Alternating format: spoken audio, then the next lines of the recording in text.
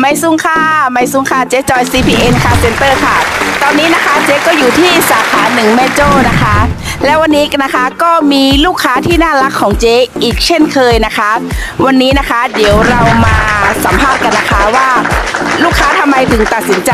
ออกรถกับเจ๊นะคะ ไม่ซุงค่ะวันนี้ คะ จืนน้องหอมค่ะ น้องหอมนะคะน้องหอมอยู่แถวไหนคะ อยู่แม่ริมค่ะ แม่ริมคะ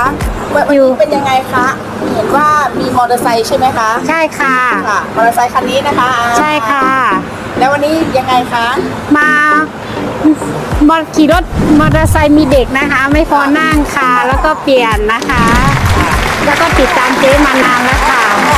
ติดตามเจ๊บนมาหึงเง่าเนี่ยค่ะเนาะเยาวกตีนายเนี่ยค่ะเนาะออกรถไงเต้ๆค่ะพี่น้องเขาคาเนี่ยค่ะเนาะ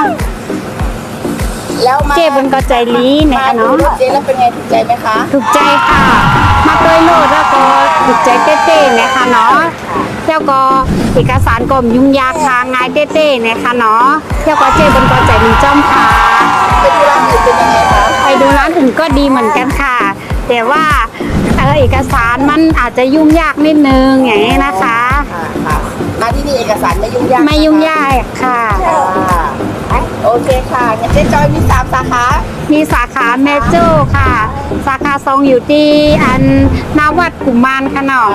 สาขา3อยู่ที่นาขอนเว้งค่ะหางดุ้งค่ะเนาะ อันนี้เป็นแฟนคลับจริงๆนะคะรู้หมดเลยนะคะว่าเจ๊มีที่สาขาไหนบ้างนะคะโอเคค่ะขอบคุณค่ะ ขอบคุณค่ะ ยิ่งจมนำค่ะ